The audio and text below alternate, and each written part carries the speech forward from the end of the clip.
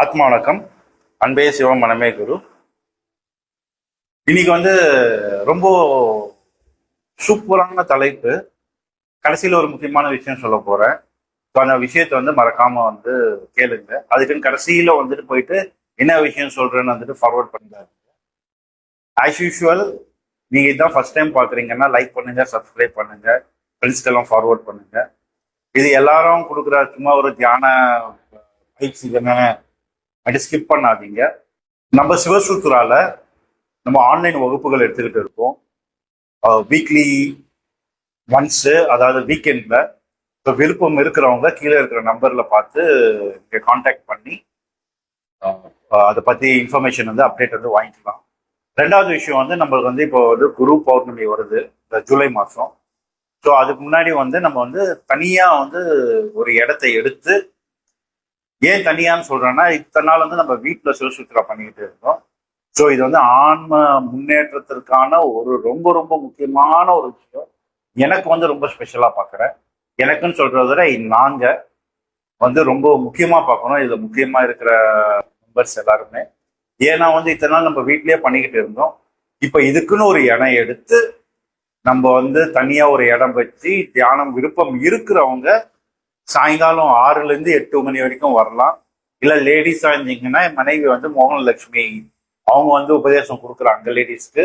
காலையில 11 to 1 வரலாம். ஏன்னா எல்லாரும் வேலைக்கு போயிடுவாங்க, ஃப்ரீயா இருக்கிற டைம் இதுதான் நினைச்சீங்கன்னா அப்ப தியான பயிற்சி கத்துக்கிட்டு தியானம் பண்ணலாம்.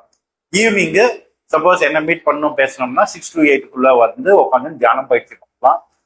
சாட்டர்டேஸ் இல்ல சண்டே நீங்க ஃபுல் டே காலையில 10 o'clock ஈவினிங் 8 o'clock வரைக்கும் உட்காந்து தியான பயிற்சி பண்ணலாம். ஏன் இதெல்லாம் நான் இப்ப சொல்றேன்னு சொன்னேன், இந்த உலகத்துல நிறைய கேளிக்கை விஷயம்னு சொல்லுவோம். அதாவது படத்துக்கு போறது, இல்ல மாலுக்கு போறது, இந்த மாதிரி நிறைய விஷயங்களுக்கு நிறைய இடங்கள் இருக்கு. ஆனா உண்மையா ஞானத்தை தேடி வர ஆன்மாக்களுக்கு ஒரு இடம் உருவாறது அவ்வளவு சீக்கிரமா உருவாகாது. அதுக்கு நிறைய தடைகள் இருக்கு, நிறைய பிரச்சனைகள் இருக்கு எல்லாமே. இது நம்ம குருவோடைய அருளால நம்மளுக்கு குருங்க இது அமைச்சு கொடுத்துருக்காங்க. அதனாலதான் இது சொன்னா, இது ரொம்ப ரொம்ப முக்கியமான ஒரு நிகழ்வு எங்களுக்கு.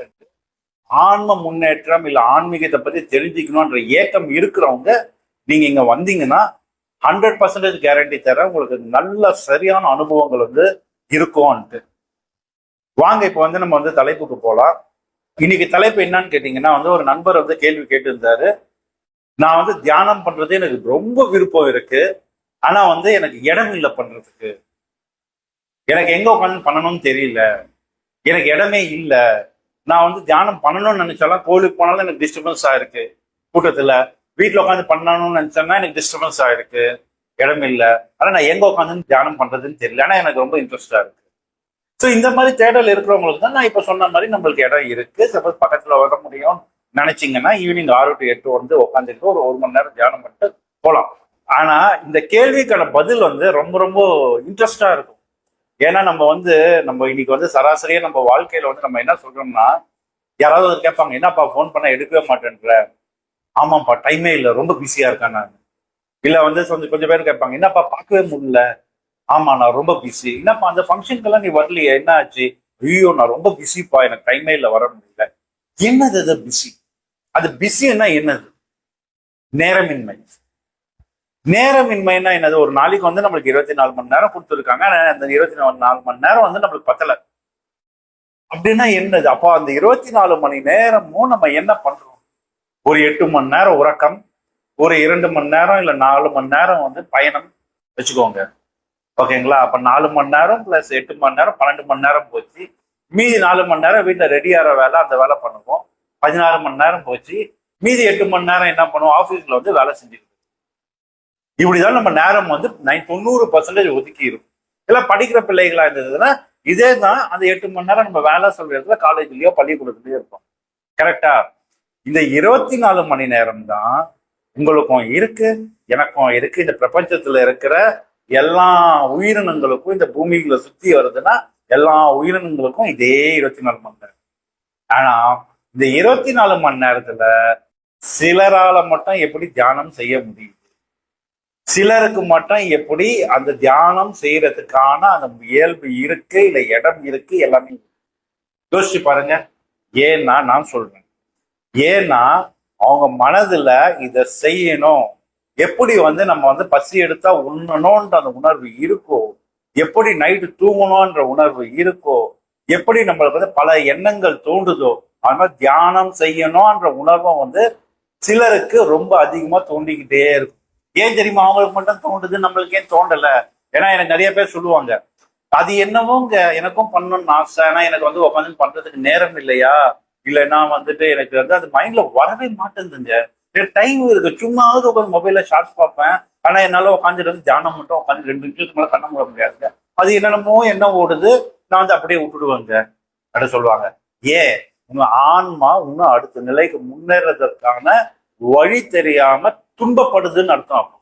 அதுக்கு நீங்க என்ன பண்ணணும், ஒரு மெய் குரு கிட்ட போயிட்டு, யூடியூப்ல பார்த்து சொல்றது இல்லை, ஒரு மெய் குரு கிட்ட போயிட்டு உண்மையா ஒரு தீட்சான்ற ஒரு விஷயத்த வாங்கிட்டு அதை நீங்க ஃபாலோ பண்ண ஆரம்பிச்சீங்கன்னா உங்க ஆன்மா அந்த சிலையிலிருந்து அடுத்த நிலைக்கு முன்னேறி போகுது.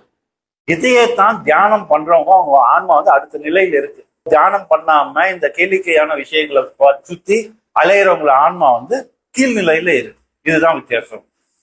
அதுவே பாருங்க, அந்த எண்ணம் உங்களுக்கு அதிகமா தோண்ட ஆரம்பிச்சிருக்குல்ல. இப்ப நீங்க கேள்வி கேட்டவருக்கு உங்களுக்கு எனக்கு பண்ணணும்னு இருக்கு, ஆனா எனக்கு இடம் இல்லை.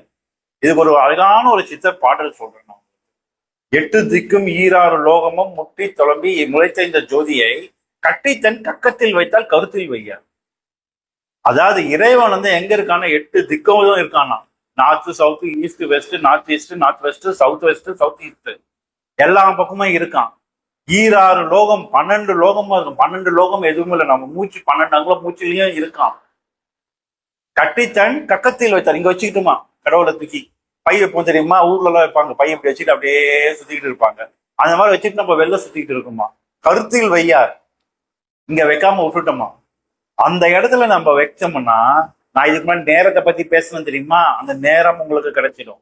அந்த நேரம் உங்களுக்கு கிடைச்சிச்சுன்னா ஆட்டோமேட்டிக்கா உங்களுக்கு என்ன ஆகும்னா, நீங்க யாரு சுத்தி, அதாவது மார்க்கெட்ல இருந்தாலும், பஸ்ல இருந்தாலும், ட்ரெயின்ல இருந்தாலும் உங்களுக்கு தியானம் சித்திக்கும். இது இடம்ன்றதே இல்லை. ஒன்னும் ஒரு சிம்பிள் ட்ரிக்கு சொல்லட்டுமா நானு? இது யார் சொன்னாங்க, யாரும் சொல்லியிருப்பாங்களான்னு தெரியல, நான் சொல்றேன் உங்களுக்கு. எல்லாரும் வீட்டுல 6 மணிக்கு எழுந்துக்கிறாங்கன்னா நீங்க 5 மணிக்கு எழுந்து 5 மணிக்கு 1 மணி நேரம் உங்களுக்கு எக்ஸ்ட்ரா இருக்கு எல்லாரும் எழுந்துக்கிறதுக்கு முன்னாடி. அந்த 1 மணி நேரம் நீங்க அந்த தியான பயிற்சி, நீங்க என்ன தியான பயிற்சி பண்ணணும்னு நினைக்கிறீங்களோ அதை பண்ணிடுங்க. இடம் கிடைச்சிருச்சு. இதுக்கு தனியா ஒரு அறை இருக்கணும், பூஜை அறை இருக்கணும், 10க்கு 10 ரூம் இருக்கணும், அதெல்லாம் எதுவுமே இல்லை. 4க்கு 4 இடம் இருந்தால் போதும். நீங்க உட்கார்ற இடம் இருந்தா போதும். பத்மாசனம் போட்டு அருமையா உட்கார முடியுமா ஒரு இடத்துல, சந்தோஷம். இதுக்காக எனக்கு 10க்கு 10 ரூம் இருக்கணும், வெளிலிருந்து சுத்தம் உள்ளவே வரக்கூடாது, அப்படியே சூப்பரா இருக்கணும், தேட்டர் எஃபெக்ட்ல இருக்கணும் ரூம், அதெல்லாம் எதுவுமே தேவையில்லை. தியானம் வெளியில இருக்கிறவங்களுக்காக நீங்க பண்ணல, உங்களுக்காக பண்றீங்க. உங்களுக்காக நீங்க தியானம் பண்றது. இதுக்கு ஒண்ணுமே தேவையில்லை. அழகா 4க்கு 4 இடம். இதுக்குதான் அகத்தியர் சொன்னாரு, சுத்தியே திரிவதில்லை மோட்சம் மோட்சம், துளியிலே நிலையறிந்தால் மோட்சம் மோட்சம் மட்டும் பேசினார். கரெக்டா?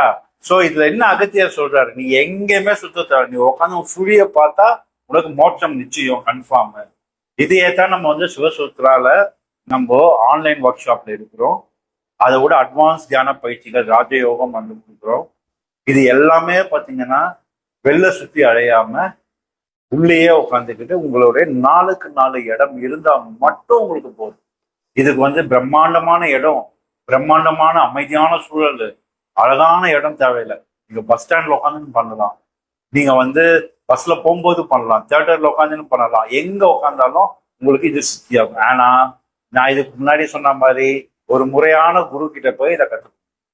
ஏன் முறையான குரு கிட்ட போய் கத்துக்கணும்? தொட்டு காட்டாத விதை சுட்டு போட்டாலும் வராது.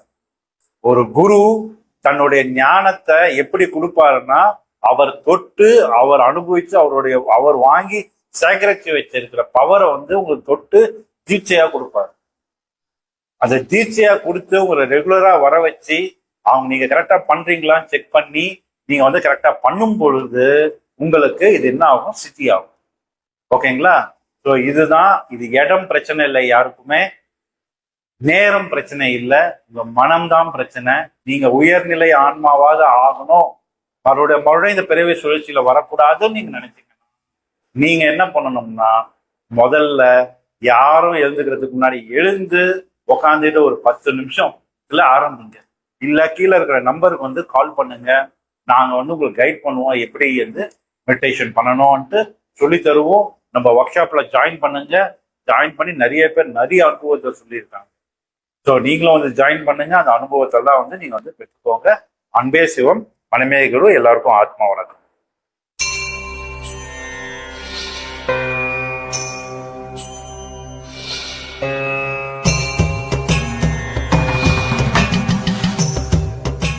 என் குருவுக்கு சமர்ப்பணம். அவர் இல்லாவிடில் தொலைந்திருப்பேன்.